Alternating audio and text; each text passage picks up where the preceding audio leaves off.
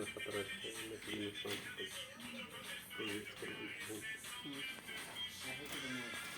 bener gitu lah. Tapi iya, kadang ya mana? كنت معه في قطر، كنت معه في السعودية.